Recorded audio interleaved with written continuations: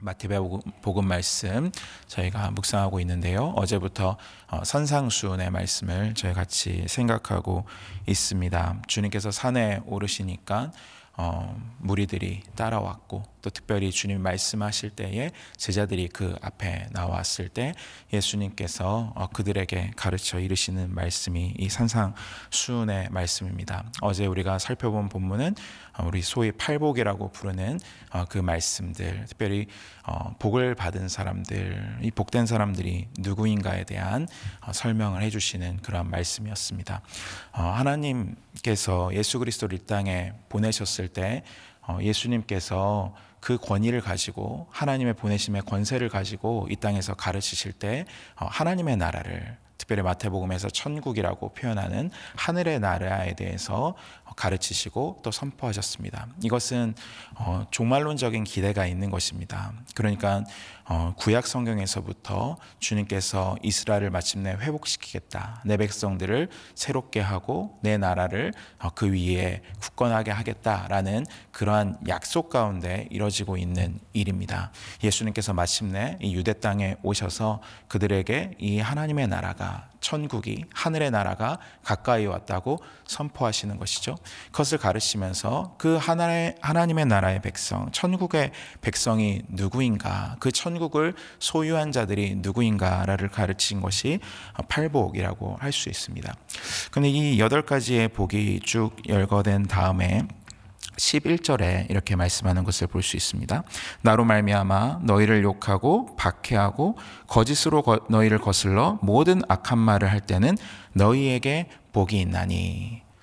지금까지는 누구는 복이 있다, 어떤 사람은 복이 있다, 어떤 마음을 가진 자가 복이 있다, 이렇게 타인을 가리키는 것으로 묘사가 되었었는데 11절에 이르러서는 너희에게 복이 있다, 이렇게 주어가 바뀌게 됩니다. 그럼 여기서 너희라는 것은 주님의 이 말씀을 듣고 있는 제자들을 말씀하고 있는 것이겠죠. 이 제자들이 복이 있다라고 말씀합니다. 다시 말하면 이 제자들이 천국을 소유한 자들, 복을 받은 자들이다라고 할 수 있는 것이죠.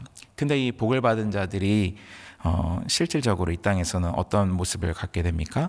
나로 말미암아서, 예수님으로 말미암아서 너희를 욕하고 박해하고 너희를 거슬러 모든 악한 말을 하게 될 것이다. 그러니까 고난받는 것이죠. 이 땅에서 제자들의 모습은 그들이 천국을 소유했음에도 불구하고, 또 그들을 일컬어서 주님께서 복되다라고 선언하셨음에도 불구하고, 사실 겉으로 드러나는 모습은 예수님으로 말미암아서 핍박을 받고 고난을 받고 또 여러 가지 모함을 얻는 그러한 사람이다.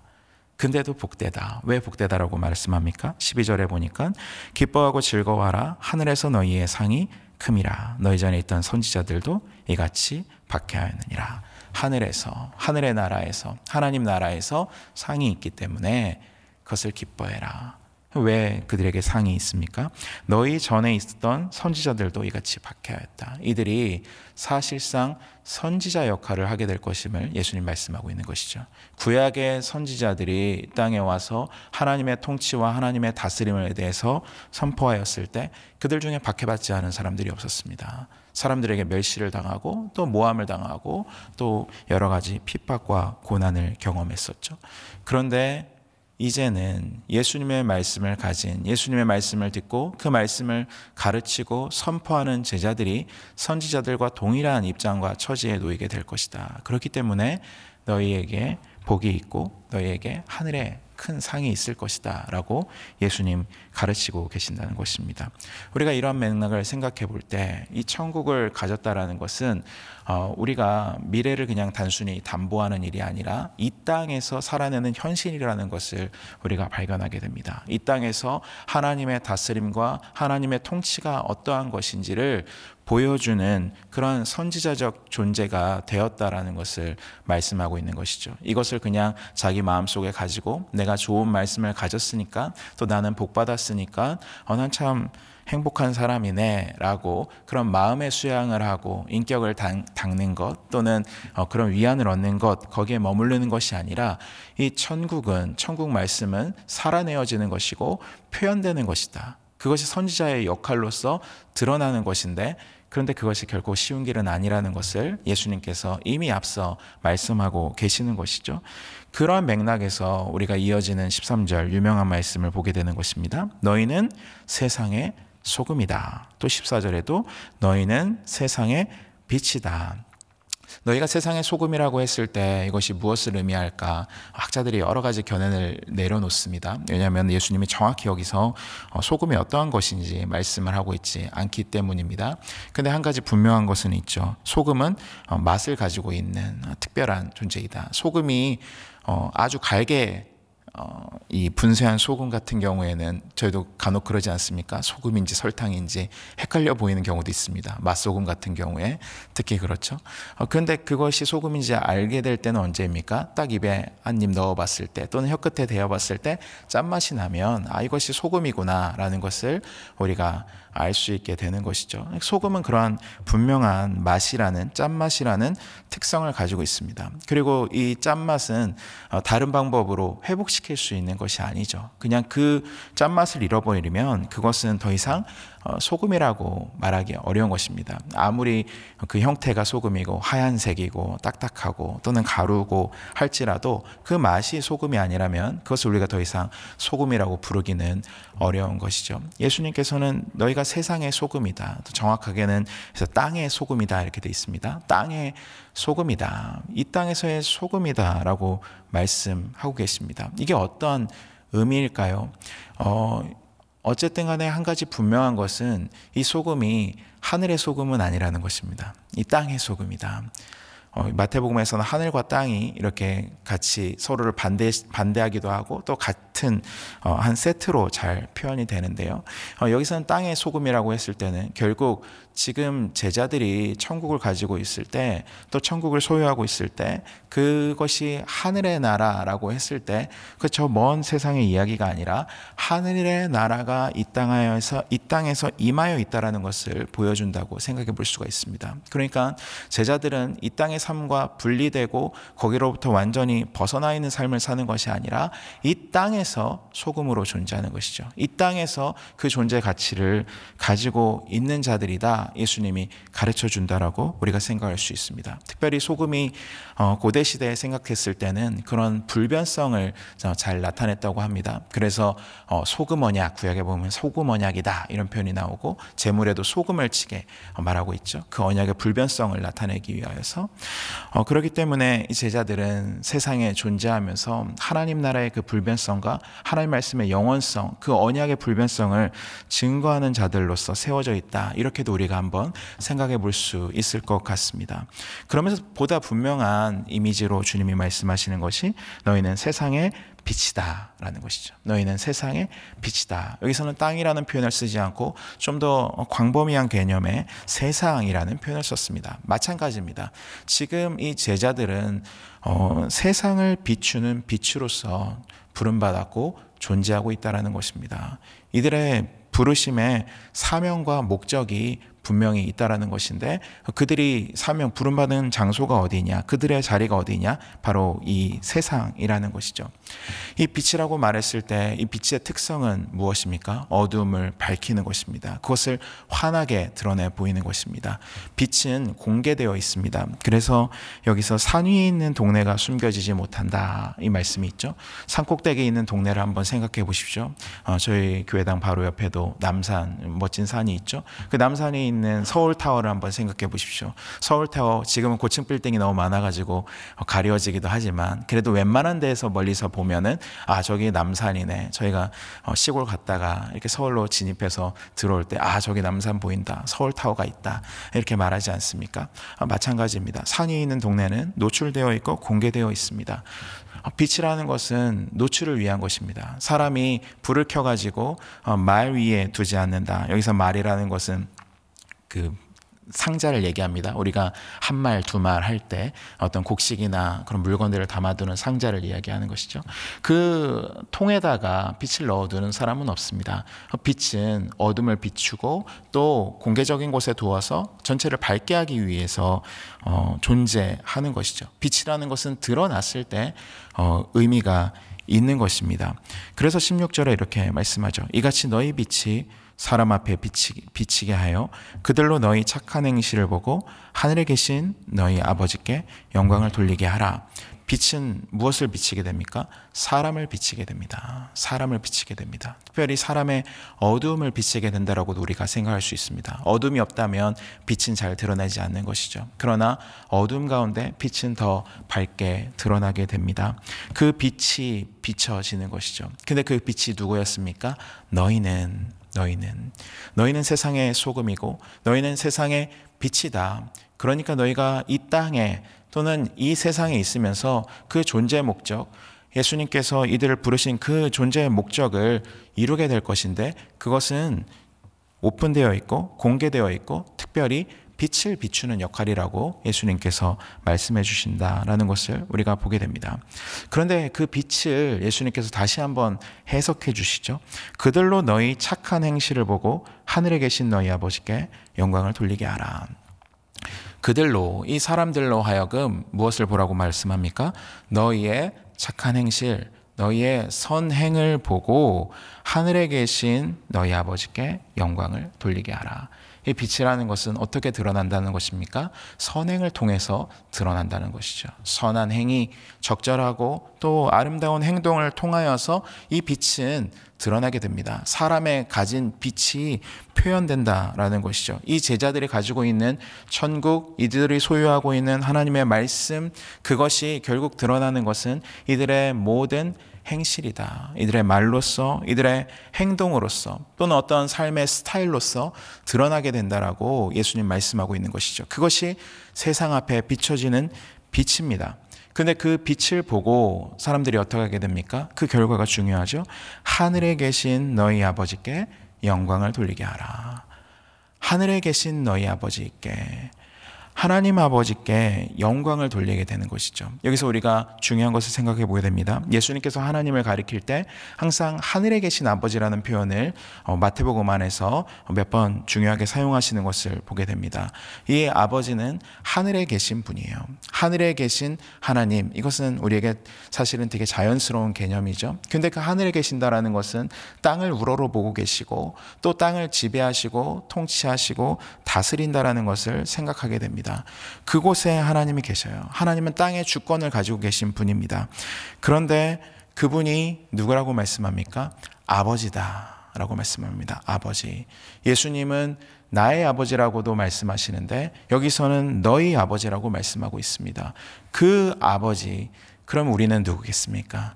나는 그분의 아들이고 딸이고 그분의 자녀라는 것이죠.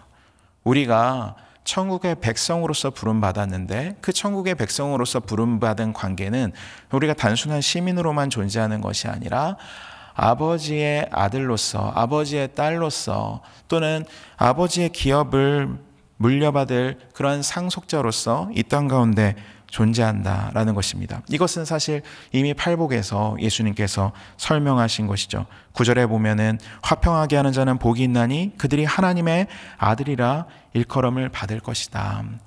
이미 우리가 하나님의 아들이라고 일컬음을 받을 것이라고 그 백성들의 존재가 어떠한 것인지를 보여줬습니다. 또한 5절에서도 온유한 자는 복이 있나니 그들이 땅을 기업으로 받을 것이다 라고 말씀했습니다.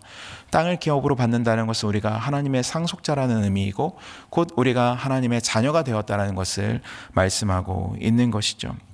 그러므로 우리가 천국의 백성으로서 천국을 소유한 자로서 이 땅에 보내심을 받았는데 이 땅의 소금으로서 또 이 세상의 빛으로서 보내심을 받았는데 그 가운데서 우리가 드러내는 바는 무엇인가? 우리의 선한 행실로서 무엇을 드러나게 될 것인가? 하늘에 계신 하나님 아버지가 계신다는 것과 우리가 그분의 자녀라는 것을 드러나게 된다는 것입니다. 우리 그런 말은 얘기하죠. 친척들 만나거나 그러면은 아유 저는 꼭 자기 아버지랑 사투리로 하자면 지그 아버지랑 참 똑같아 그런 말 하잖아요. 꼭 지그 아버지 닮았네 이런 얘기합니다. 뭘 보고 그런 얘기를 하게 됩니까? 그 어떤 행동을 보고 표정을 보고 말투를 보고 아 정말 영판 지그 아버지다 이런 말을 하지 않습니까? 그거랑 마찬가지인 것이죠. 사람들이 무엇을 보고 하늘에 계신 우리의 아버지를 인식하게 됩니까? 우리의 행실을 보고 그렇게 된다는 거예요. 우리가 이 말씀을 들으면은 참 부담스러울 수밖에 없습니다. 군대 가면은 장교들을 가르칠 때 그런 말을 많이 합니다. 여러분들은 이제부터 어항 속에 있는 물고기입니다. 그런 얘기를 많이 해요. 어항 속에 있는 물고기라는 건 무슨 말입니까? 다 보고 있다는 것이죠. 사람들에게 노출되어 있다는 것입니다. 그러니까 품행을 바르게 가져라. 그렇게 얘기할 때 여러분 어항 속의 물고기라는 것을 잊지 마십시오. 이런 얘기를 합니다. 마찬가지죠. 우리가 세상에 그렇게 오픈되어 있습니다. 공개되어 있습니다. 우리가 숨어서 무엇을 하지 않습니다. 드러나 있어요. 투명하게 보여져야 됩니다. 그러니까 부담되는 것이죠. 우리가 은밀히 뒤에서 무엇을 하기가 어렵기 때문입니다. 그런데 우리가 그것을 부담으로만 생각할 것이 아니라 사명으로 생각해야 됩니다.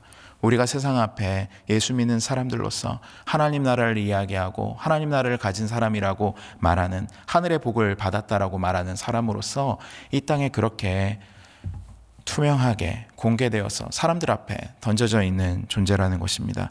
그것이 참 부담스럽지만 또한 사명입니다. 그것이 우리의 숙명입니다. 우리를 보고 사람들은 하나님을 인식할 수밖에 없습니다. 교회가 어떠한 행실을 하는가, 교회가 어떠한 모습으로 존재하는가, 그리스도인들이 어떠한 삶을 살아가는가가 다름 아니라 복음을 드러내는 방식이라는 것입니다. 너희 아버지께 영광을 돌리게 한다는 것은 결국 아버지를 인정하고 아버지를 예배하게 될 것이다라는 얘기입니다. 선교적 목적이죠. 우리 교회가, 우리 그리스도인들이 선교적인 존재로서 이 땅에 그렇게 보내심을 받았다라는 것입니다. 우리가 먼저 하나님의 부르심을 받고 예수님의 말씀을 듣고 그 말씀 천국 복음을 가진 자로서 이 땅 가운데서 그 천국 복음을 살아내는 것을 통해 수많은 사람들에게 빛이 비치게 되고 그 빛을 보고 그 사람들이 하나님 아버지께 영광을 돌리게 되는 건 부담스러운 일이지만 또한 얼마나 가슴 벅찬 일이겠습니까? 나를 통해서 어떤 사람이 하나님을 알게 될 수 있다고 한다면, 나를 통해서 어떤 사람이 예수님 믿고 구원받을 수 있게 된다면 얼마나 좋을까? 내 언행을 통하여서 사람들이 하나님을 인식할 수 있게 된다면 얼마나 좋을까요? 그거보다도 영광스럽고 복된 삶이 또 있겠습니까? 그것에 우리의 삶의 목표와 가치를 두어야 되지 않겠습니까? 하나님, 오늘 하루도 내 언행을 통하여서 사람들이 예수님 알 수 있기를 원합니다. 나를 통하여서 나는 부족하고 연약하지만 하나님의 능력을 사람들이 볼 수 있게 되기를 원합니다. 그런 마음의 소원을 품고 오늘 하루도 힘있게 살아가시기를 주님의 이름으로 축원합니다. 그 다음으로 이어지는 말씀 17절 말씀 또한 우리에게 유명한 말씀입니다. 내가 율법이나 선지자를 폐하러 온 줄로 생각하지 말라. 폐하러 온 것이 아니요 완전하게 하려 함이라. 사실 이 17절 말씀부터 오늘 본문의 20절까지의 말씀 이후에 21절부터는 예수님께서 다시 선포하시는 또는 다시 해석하시는 율법에 대한 내용이 쭉 이어지게 됩니다. 옛사람에게 말한 바 너희가 이렇게 들었지만은 나는 너희에게 이르노니, 이러한 그러한 어떤 정형화된 문구를 가지고 있는 그 내용이 계속해서 등장하게 되는 단락입니다. 그러므로 27절부터 20절까지는 그것에 들어가기 위한 도입부라고 우리가 생각해 볼 수가 있습니다. 17절을 다시 한번 생각해 보니까요. 내가 율법이나 선지자를 폐하러 온 줄로 생각하지 말라. 율법이나 선지자라고 했습니다. 또는 율법과 선지자라고 생각할 수 있죠. 율법과 선지자라고 신약 성경에서 얘기할 때는 우리가 구약 성경이라고 부르는 그 말씀을 얘기합니다. 율법은 모세오경을 얘기하고 선지자들은 예언서를 우리가 얘기한다라고 말할 수 있죠. 또 거기에 유대인들의 구분에 따라서 더 많은 책들이 포함될 수 있을 것입니다. 율법이나 선지자, 곧 구약의 말씀, 구약 성경을 폐하러 온 줄로 생각하지 말라라는 것입니다. 예수님 왜 이 말씀을 하셨을까요? 예수님 당시에 예수님의 행적이 마치 율법을 폐하는 것처럼 보일 수 있을 만한 여지가 있었기 때문이라고 생각해 볼 수 있을 것이고, 또 더불어서 마태복음이 기록될 당시에도 그리스도인들이 그러한 의혹을 동료 유대인들에게 받았을 것을 우리가 충분히 생각해 볼 수 있습니다. 특별히 사도행전의 스데반의 순교의 일화를 한번 생각해 보십시오. 거기서 사람들이 스데반을 무엇이라고 모함했습니까? 이 사람이 또는 이 사람들이 믿는 이 사람들이 함께하는 그 예수 믿는 공동체가 모세와 율법을 업신여겼다, 이렇게 비난하는 것을 볼 수 있습니다. 그렇기 때문에 예수님이 여기서 말씀하시는 것이죠. 율법이나 선지자 폐하러 온 것이라고 오해하지 말아라. 그렇게 생각하지 말아라. 그럼 무엇을 위해서 오셨습니까? 폐하러 온 것이 아니고 완전하게 하기 위해서이다. 여기서 완전하게 한다라는 말은 말씀은 마태복음 안에서 구약의 어떤 말씀을 이루려 하심이라 이렇게 되어 있는 표현들이 많이 있지 않습니까? 거기서 사용된 동사가 여기에 동일하게 사용되었습니다. 그러니까 굉장히 독특한 것이죠.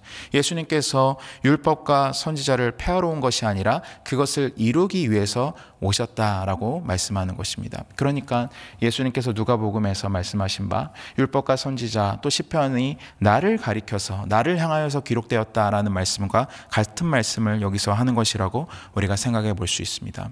그러니까 구약의 말씀, 모든 말씀은 예수 그리스도를 가리키고 있고 예수 그리스도라는 어떠한 정점에 이르렀을 때 완전해진다라는 것입니다. 구약 자체로 완성된 체계가 아니라 예수님에 도달했을 때에만 그것이 완전해지고 분명해지고 그 의미가 드러나게 된다라는 것을 예수님께서 여기서 말씀하고 계십니다. 그러면서 예수님이 18절과 19절에서는 그것이 결코 없어지지 않고 다 이룰 것이다 라고 말씀합니다. 아주 작은 것 하나까지도 다 이루어질 거라고 하면서 예수님의 오신 것 그리고 예수님이 선포하시는 하나님의 나라가 구약과 동떨어진 것이 아니라 구약의 모든 율법과 선지와 모든 구약의 말씀들을 성취하고 이루고 완성하기 위해서 오신 것이다. 그러니까 구약과 동떨어진 나라를 구약에서 약속된 것과 동떨어진 세상을 예수님께서 가지고 오신 것이 아니라 그것 안에서 그 흐름 가운데서 또는 그 절정으로서 예수님께서 오셨다라는 것을 말씀해 줍니다. 그런데 20절 말씀이 가장 어렵죠. 우리가 오늘 시간이 많지 않기 때문에 잠깐만 살펴보고 마쳐야 될 것 같습니다. 내가 너희에게 이르노니 너희 의가 서기관과 바리새인보다 더 낫지 못하면 결코 천국에 들어가지 못하리라. 여기서 의라고 하는 것은 하나님께서 우리에게 요구하시는 바라고 생각하는 것이 자연스러울 것 같습니다. 그러니까 그것은 행동으로 나타나는 것입니다. 왜냐하면 6장 1절에 보면은 너희가 의를 행한다 이런 표현도 나오거든요. 그러니까 의라는 것은 단순히 소유하는 것이 아니라 주님께서 원하시는 것을 행동하는 것 그런 의미로 여기서 사용되었다라고 생각해 볼 필요가 있겠습니다. 근데 서기관과 바리새인들도 의가 있었죠. 그들은 율법의 의를 가지고 있었습니다. 그들은 율법을 행했습니다. 하나님의 뜻을 준행한다고 자기들에게 계시된 구약 성경 안에서 하나님 뜻을 준행한다라고 누구보다도 그렇게 자부하고 있었던 그런 사람들입니다. 그런데 예수님 뭐라고 말씀하십니까? 너희 의가 서기관과 바리새인보다 더 낫지 않으면 결단코 천국에 들어가지 못할 것이다. 이것은 우리에게 많은 생각을 하게 하는 말씀입니다. 첫째로는 서기관과 바리새인이 얼마나 율법을 철두철미하게 지켰는가를 생각해 봤을 때 예수님이 여기서 너희는 더 철두철미하게 지켜야 된다 이런 말씀을 하는 것은 아니라는 것을 볼 수 있습니다. 그럼 예수님 여기서 무엇을 말씀하는 걸까요? 결국 예수님이 17절에서 말씀하신 것처럼 율법과 선지자를 이루러 오신 예수님 안에서 새롭게 이해되고 새로운 역할을 하게 되는 그 의를 얘기한다라고 우리가 생각해 볼 수가 있겠습니다. 다시 말해서 율법을 더 열심히 지켜서 얻어지는 의가 아니라 그 율법과 선지자의 정점인 그 모든 것을 가리키고 있는 예수 그리스도 안에서 우리가 행하게 되는 의라고 생각해 볼 수가 있을 것 같습니다. 또 한 가지는 무엇입니까? 예수님께서 이 21절 이후에 쭉 설명하시는 걸 보면은 예수님이 굉장히 마음의 문제에 집중하고 계신다는 걸 보게 됩니다. 아주 깊이 있게 말씀하십니다. 간음을 생각해 보십시오. 그냥 단순히 나는 간음 안 했는데요. 나는 부정을 행하지 않았는데요. 여기서 멈추는 게 아니라 음욕의 문제까지도 가져가는 것을 보게 됩니다. 다시 말해서 예수님이 요구하신 의라는 것, 더 정확히는 하나님께서 우리에게 요구하신 의라는 것이 정말로 우리가 쉽게 생각할 수 없는 의라는 것입니다. 그럼 결국 우리가 무엇을 생각하겠습니까? 예수님 이것을 요구하신다고 하실 때 우리 힘으로 이것을 이룰 수 없다는 것을 결국 생각하게 되고 그러한 결론에 도달할 수밖에 없는 것입니다. 그리고 주님을 바라보게 되는 것이죠. 그거에 온전히 그 모든 것을 이루신 분, 구약과 모든 율법과 선지를 이루시고 완성하신 분, 예수를 바라보게 만드는 말씀이라고 우리가 생각할 수 있겠습니다. 오늘 이 말씀을 생각하면서 오늘 하루도 우리가 세상에 드러난 존재로서 어떻게 살아갈 것인가, 그 살아가는 동력이 어디 있는가, 단순히 열심히 살고 선하게 사는 것이 아니라 예수 안에 살아가는 것입니다. 예수를 드러내고 예수를 의지하는 가운데서 주의 뜻을 준행하고 주의 말씀을 나타내는 것입니다. 그럴 때 사람들이 우리를 보고 하나님 아버지께 영광을 돌리게 될 것입니다. 그런 복된 삶을 사는 저와 여러분 되시기를 주님의 이름으로 축원합니다. 이제 다 같이 기도하며 나아가도록 하겠습니다. 기도할 때 하나님 오늘도 주님의 말씀 가운데서 저희가 살 수 있도록 주님 도와주시옵시고, 우리의 부족함과 연약함에도 불구하고 저희가 오늘도 예수님을 의지하면서 나아갑니다. 이 모든 것을 완전히 이루신 주님을 바라보면서 저희도 세상의 빛과 소금으로 살아가기를 원합니다. 저희의 존재와 신분을 망각하지 않게 하시고 이 땅에 보내신 사명을 기억하면서 살아가는 오늘 하루의 삶 되게 해달라고, 또 각자 가져 나온 기도의 제목을 가지고 기도하며 일어서겠습니다. 하나님 아버지, 주님의 은혜와 사랑을 감사드립니다.